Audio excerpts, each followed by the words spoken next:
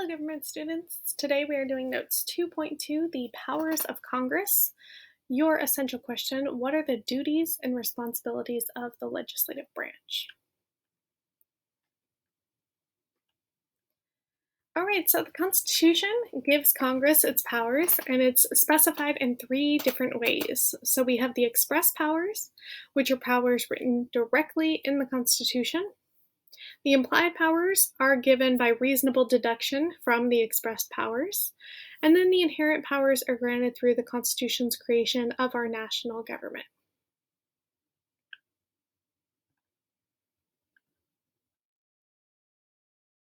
There was two ideas from the founding fathers when they were creating our Constitution. So there was the idea from the strict constructionalists like Jefferson that said Congress should only be able to exercise the powers that are expressly written in the Constitution and those implied that are absolutely necessary to carry out these powers.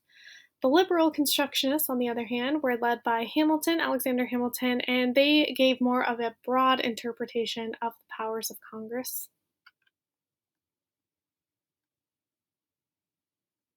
These are the powers specifically written in the Constitution in Article 1, which establishes our legislative branch. Congress does have the power to tax, so remember, to fix that problem with the Articles of Confederation, they decided to give Congress the power to lay and collect taxes in order to pay for the debts and pay for the military, so the defense and the general welfare of the United States. It's all in Article 1. And this is what we spend our money on. So this kind of shows you where our tax dollars go. We spend a lot of tax dollars on Social Security, the military, Medicare, and Medicaid, things like education, all paid for by tax dollars. Congress also has the power to borrow money. So that means borrowing money from other places, borrowing money from people, borrowing money from other countries, in order to pay for all the programs that we have here in the United States.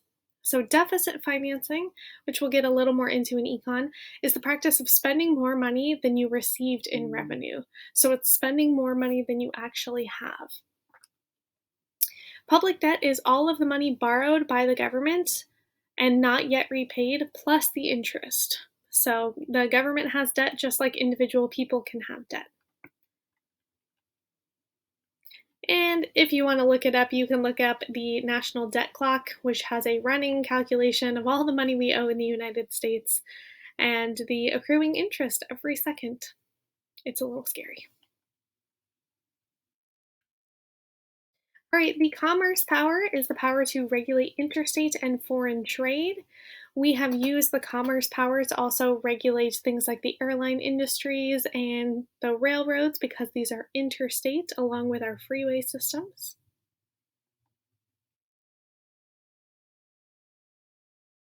Congress also has the power to declare war. So Congress has the power to act on the security of the nation. The war powers are extensive and they're substantial. The Congress has the power to raise and support an army, to maintain a navy, to discipline the military. It is Congress's job to declare war. That power does not belong to the president. If we go to war with another nation, Congress has to approve of that.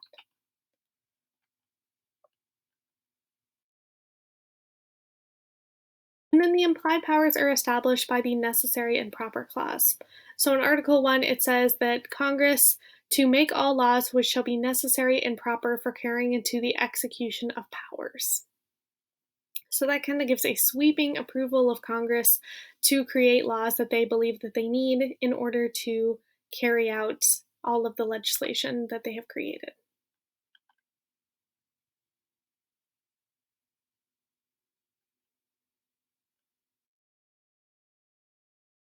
All right, so one of the most important powers of Congress is the impeachment power. So the Constitution grants the power of removing the president or vice president or other civil officers like Supreme Court justices from their office through impeachment. So the House of Representatives has the sole power to impeach. So we'll just use the example of a president here because that's the current event. So the House has the sole power to impeach the president. which means to bring charges against the individual. And then it goes to the Senate for a trial. We need 2/3 of all senators present for a conviction. So about 66, 67 actually. We need 67 senators if all 100 are there in order to convict and remove a president from office. So the penalty for conviction, again, is removal from office. We have had now 4 impeachment trials in U.S. history. The first 2 happened, the first was 1867, the impeachment trial of Andrew Johnson. We had the Bill Clinton impeachment trial in 1998, and then we have 2 in the last 2 years. In both of these trials, Andrew Johnson and Bill Clinton, they were both acquitted by the Senate. This is how the impeachment process goes because I know we're working on this right now in our government, so I want to make sure we all are aware of how this works. Impeachment does not mean removal.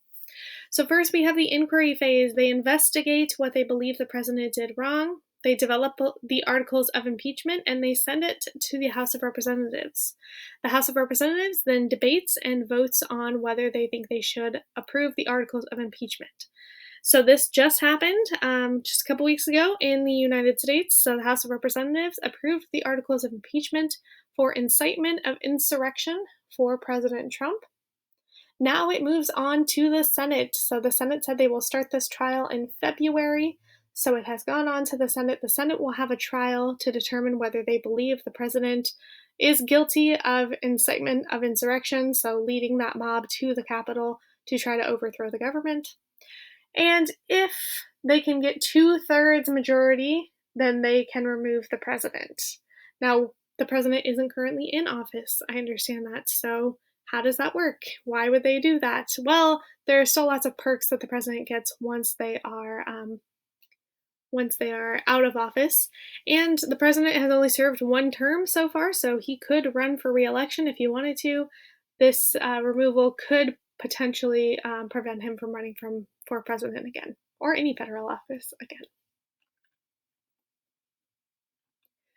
So he already had 1 impeachment. President Trump had an impeachment in 2019. He was impeached by the House of Representatives in December of 2019, and then the Senate trial happened in January of 2020, just 1 year ago this happened. There was 2 articles of impeachment last time. That was abuse of power and obstruction of Congress, and it was approved by the House of Representatives, so that's when he was impeached the first time. But then it went to the Senate, and the Senate, this is how the Senate voted down here. So the Senate had a Republican majority at the time. They needed 67 votes to convict. They voted along party lines. So Democrats voted to remove the president from office, and Republicans voted not to remove the president from office. So he was not removed from office. You're having another trial starting next month. So this is the Trump impeachment for the incitement of insurrection. As you can see, this was the House vote that just happened. This time they did actually get Republican support in the House of Representatives, so 10 Republicans voted to, yes, remove the president from office. And now it is going to the Senate. So the Senate has 50 Democrats. They would need 17 Republicans to join their side in order to convict the president and remove him from office. So we will continue to follow that and see how that progresses, but that will happen next month.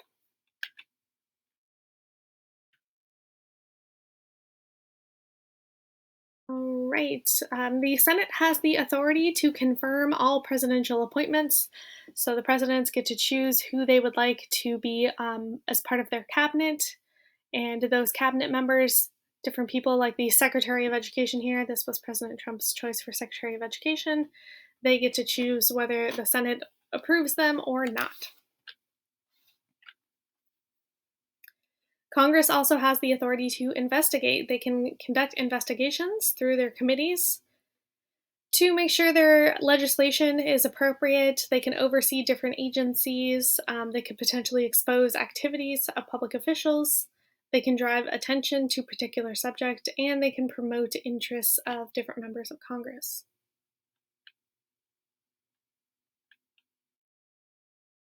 So Congress convenes, meaning Congress swears in and starts their session every 2 years on January 3rd. So they start on January 3rd of every odd numbered year. So this is an odd number year, 2021. They started January 3rd of this year. When Congress is organized, the president presents a State of the Union address. So this is a speech that the president gives every single year. It's given annually. This year it might be given virtually because of the pandemic, so we'll have to see. But usually that happens at the beginning, generally, of each session, so around February every year. The Speaker of the House is the top presiding officer of the House of Representatives. She is the leader of the majority party. She is voted in by her party, so the Democrats chose Speaker of the House Nancy Pelosi. She is a representative from San Francisco. Her main job is to preside over the House, name all members of committees, and sign all bills that are passed by the House. The leaders of the Senate here, we have the president of the Senate, which is the vice president. So the vice president really only participates in the Senate whenever there's a tie. So right now we have 50 Republicans and 50 Democrats in the Senate. So she might have more of a job than normally vice presidents do in the Senate. Anytime there will be a tie, she will be able to cast the tie-breaking vote. But when there's not a tie, when the Senate is just running their day-to-day duties, the Senate pro tempore is the leader of the majority party. They're the one who is typically in charge. They serve in the vice president's absence. And that is currently a Democrat, also Chuck Grassley.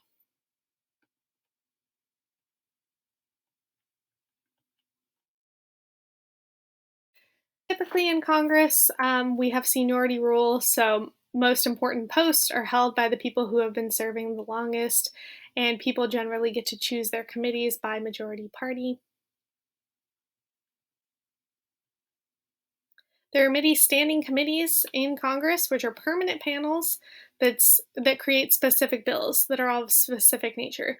So, for instance, we have a committee like we have an education committee, and the education committee creates all laws, all budgets for the education in the United States, so our public education.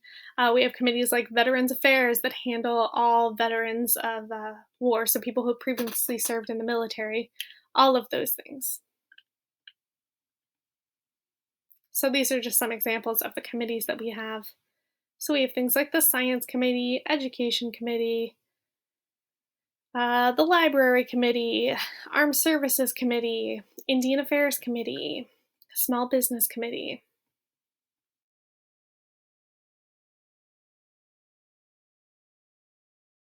So the committees also have rules. I'm not going to make you necessarily know all of those, but we have a quick Schoolhouse Rock video that's going to tell us how a bill becomes a law.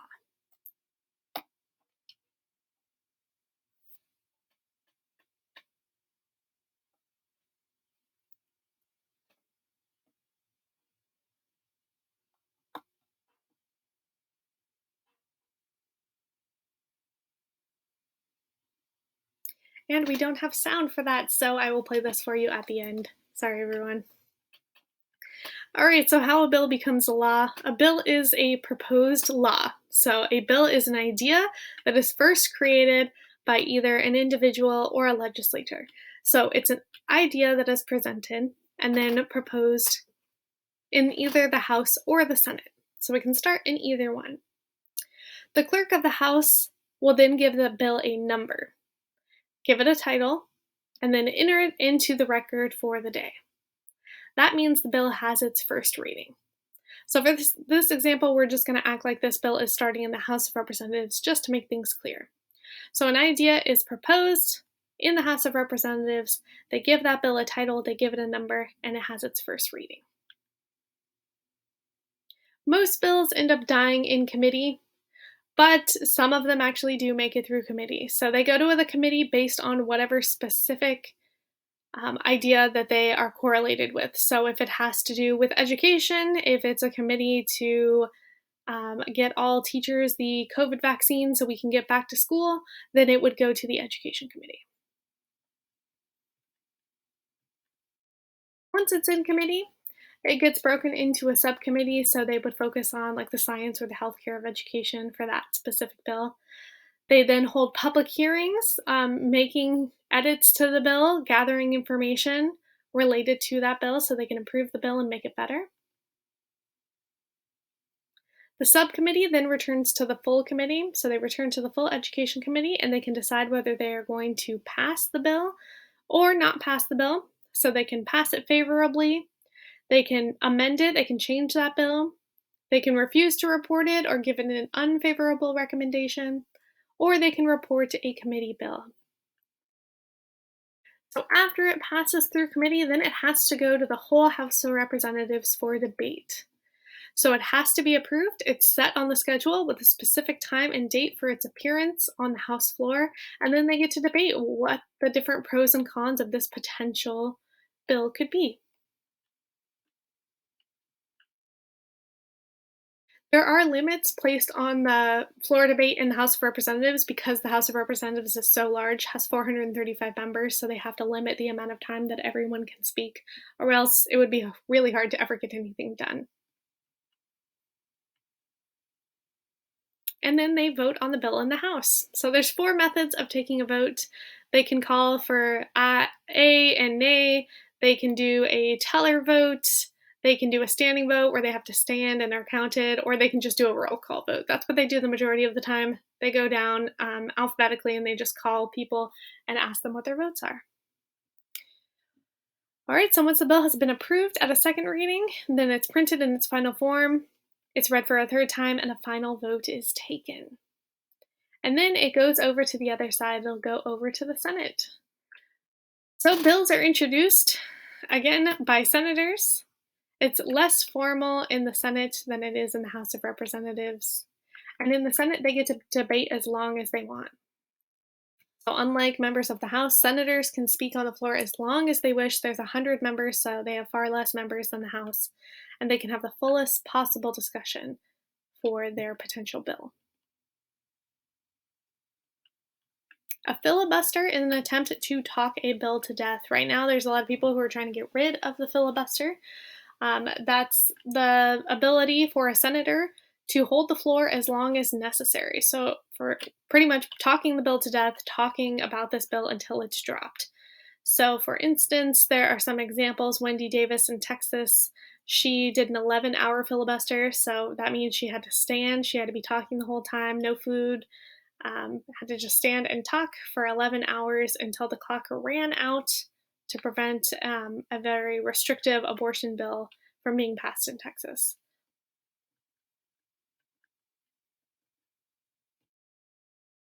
The Senate can limit debate. It doesn't happen very often. It takes 60 senators to vote to limit debate.